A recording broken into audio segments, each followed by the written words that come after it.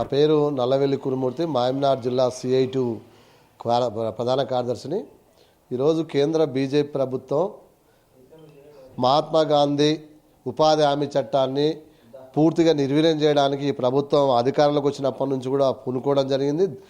దశలుగా దాన్ని ఏ రకంగా నీరుగార్చాలి, దానికి ఏ రకంగా బడ్జెట్ తగ్గించాలనే పద్ధతిలోనే ఈ ప్రభుత్వం అట్లాంటి ప్రయత్నం చేస్తూ ఉంది. ప్రధానంగా గాంధీ అంటేనే ఈ ప్రభుత్వానికి ఓ రకమైనటువంటి చులకన భావం. గాంధీ పేరే ఉండకూడదు అనేటువంటి పద్ధతుల్లో ఈ ప్రభుత్వం ప్రయత్నం చేస్తూ ఉంది. ఎందుకొరకంటే గాంధీని చంపిన గాడ్సే గుళ్ళు కట్టేటువంటి ఈ బీజేపీ ప్రభుత్వం గాంధీ పేరు వింటేనే వాళ్లకు ఎలుకలు పాములు వారినట్లుగా ఉంటా ఉన్న పరిస్థితి ఉంది. కాబట్టి గాంధీ పేరును మార్చడం అంటే ఈ దేశం యొక్క జాతిపితగా గాంధీకి ఉన్నటువంటి ఒక బ్రాండ్ పేరును మార్చడానికి చేస్తున్నటువంటి ఒక కుట్ర, ఓ ఎత్తుగడ. రెండో వైపు 2004లో వచ్చినటువంటి UPA 1 గవర్నమెంటు ప్రధానంగా వామపక్షాల యొక్క బలం పైన ఆధారపడి ఉన్నటువంటి ప్రభుత్వం. ఆ ప్రభుత్వానికి వామపక్షాలు ఒక ఏజెండా ఇవ్వడం జరిగింది. ప్రధానంగా రైట్ ఇన్ఫర్మేషన్ సమాచార హక్కు చట్టం కానీ, అటవీ హక్కుల చట్టం కానీ, ఉపాధి హామీ చట్టం కానీ ఇట్లాంటి ప్రజామోదమైనటువంటి చట్టాలను చేయాలని UPA 1 గవర్నమెంట్కు వామపక్షాలు పెట్టినటువంటి ఒక షరతు. దాంట్లో భాగంగా గ్రామీణ ప్రాంతాల్లో పనిచేస్తున్నటువంటి వ్యవసాయ కూలీలు ఎక్కడ వలస పోకూడదు, ఏ గ్రామం వాళ్ళు ఆ గ్రామంలోనే పని చేసుకోవాలి, ఇంకో గ్రామం ఇతర రాష్ట్రాలకు వలస వెళ్లకుండా స్వయం ఉపాధి పొందాలనేటువంటి పద్ధతుల్లో ఈ ఉపాధి హామీ చట్టాన్ని UPA 1 గవర్నమెంట్, కాంగ్రెస్ గవర్నమెంట్ తేవడం అనేది జరిగింది.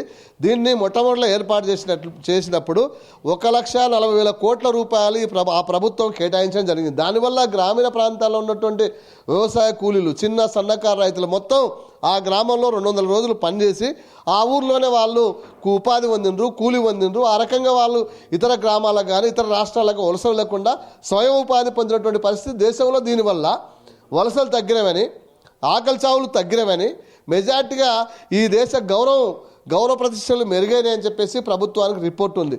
అట్లాంటి ఒక ఉన్నతమైనటువంటి ఆశయంతో తెచ్చినటువంటి ఉపాధి హామీ చట్టాన్ని క్రమంగా బీజేపీ గవర్నమెంట్ 11 సంవత్సరాల కాలంలో క్రమంగా దీన్ని నీరుగార్చింది. సంవత్సరానికి సగం బడ్జెట్ 1,40,000 కోట్ల రూపాయలు కేటాయించినట్టు UPA గవర్నమెంట్లో దాన్ని క్రమంగా 1,00,000 రూపాయలకు, క్రమంగా 80 లక్షల కోట్లకు అట్లా క్రమంగా తగ్గించడం అనేది క్రమంగా చేస్తూ ఉన్నటువంటి పరిస్థితి ఉంది. ఎందుకంటే బీజేపీ గవర్నమెంట్ కార్పొరేట్ల గవర్నమెంట్ ఇది. ఈ కార్పొరేట్లకు డబ్బులు చేకూర్చాలి, కార్పొరేట్లకు లాభాలు చేకూర్చాలి, పెట్టుబడిదారులకు, పెద్ద కోటీశ్వర్లకు ఈ దేశ సంపదను వాళ్ళకు దారదత్తం చేసే అనే పద్ధతుల్లో ఒక రకంగా సహజ వనరులను వాళ్ళకి కట్టబెట్టడం, అట్లాగే అడవులను వారికి కట్టబెట్టడం. దాంట్లో భాగంగా ఈ ఉపాధి హామీ చట్టాన్ని కూడా క్రమంగా నీరుగాడుస్తూ వచ్చింది.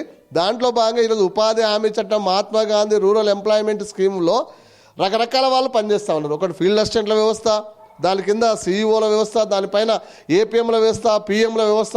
ఈ రకంగా అంటే ఉపాధి హామీ కేవలం వ్యవసాయ కూలీలకు అనుసంధానం అనేది కాదు. దీనివల్ల కోట్లాది మంది దీని మీద ఆధారపడి బతుకుతా ఉన్నారు.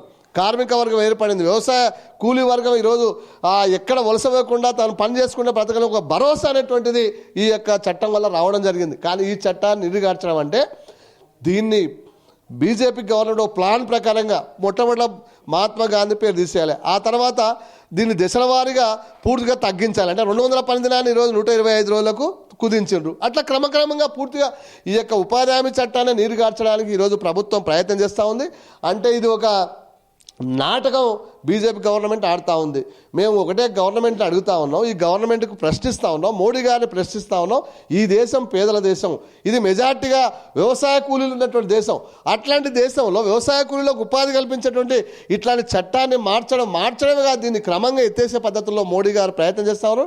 మోడీ గారిని అడుగుతూ ఉన్నాం, 14 లక్షల కోట్ల రూపాయల అదానికి రాయితీలు ఇచ్చేటువంటి ఈ గవర్నమెంట్ ఎందుకొరకు ఉపాధి కూలీలకు, వ్యవసాయ కూలీలకు ఎందుకొరకు ఈ పథకాన్ని పని చేస్తామయ్యా, మాకు పని కల్పించు, మేము పని చేస్తాం, మా శారీరక శ్రమను ఈరోజు మీరు వాడుకోండి అని చెప్పేసి అంటే ఈ యొక్క పథకాన్ని నీరుగార్చడం అంటే ఓ రకంగా ఈ దేశంలో ఉన్నటువంటి వ్యవసాయ కూలీలకు వ్యతిరేకంగా, కార్మికులకు వ్యతిరేకంగా ఈరోజు పనిచేస్తూ ఉంది. కాబట్టి మోడీ గవర్నమెంట్ తీసుకునే నిర్ణయాన్ని వెంటనే ఉపసంహరించాలి.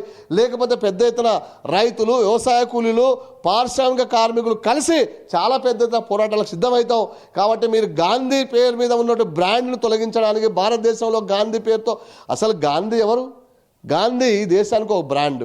గాంధీ బట్టలు లేకుండా నాకు ఈ భారతదేశంలో ఉన్నటువంటి స్వాతంత్ర పోరాటంలో 40 లక్షల కోట్ల మంది, చాలామందికి బట్టలు లేవు, తినడానికి తిండి లేదని చెప్పేసి ఆయన బట్టలు ఇడిచి ఆ దేశ ఆత్మగౌరవాన్ని కాపాడాలి, అందరికీ తిండి కావాలి, అందరికి గూడు ఉండాలి, అందరికీ నివాసయోగ్యమైన ఇది ఉండాలని ఆయన తన అంగిని చొక్కను కూడా విడిచి దేశానికి త్యాగం చూపిస్తే, ఈ దేశంలో సూటు బూటు ప్రధానమంత్రి కాదు మాకు కావాల్సింది, ఈ దేశం యొక్క ఆత్మగౌరవం కాపాడే రకంగా, ఈ దేశంలో ప్రజలందరూ తిండి పెట్టే రకంగా, ఈ దేశంలో ఉన్నట్టు ఇప్పటికీ ఈరోజు నేను ఉచిత బియ్యం ఇస్తాను. ఉచిత బియ్యం ఎందుకు ఇస్తాను? అంటే కొనడానికి కొనుగోలు శక్తి లేదు కార్మికుల దగ్గర, కాబట్టి ఉచిత బియ్యం ఇస్తున్నాడు. కాబట్టి ఉచిత బియ్యమే కాదయ్యా, ఈరోజు మాకు ఉపాధి హామీ చట్టం మేము పనిచేసుకొని గ్రామాల నుంచి వలసపోయేటువంటి పరిస్థితి వద్దు.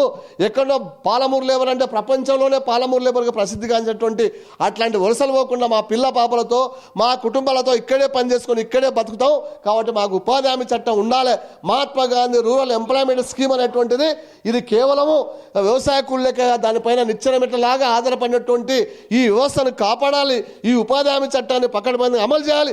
అమలు చేయకపోతే నీ ప్రభుత్వానికి పుట్టగతులు ఉండవు, నీ ప్రభుత్వం యొక్క విధానాలను మార్చుకోవాలని చెప్పేసి, ఇది అదాని అంబానీ యొక్క దేశమే కాదు, ఈ దేశంలో 140 కోట్ల ప్రజల యొక్క దేశం ఇది.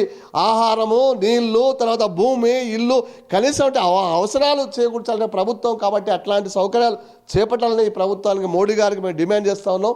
కాబట్టి ఆ రకంగా ప్రభుత్వం వెంటనే వెనక్కి తీసుకొని ఈ చట్టాన్ని పకడ్బందీగా అమలు కోసం కృషి చేస్తామని చెప్పేసి ఆశిస్తూ ఉన్నాను.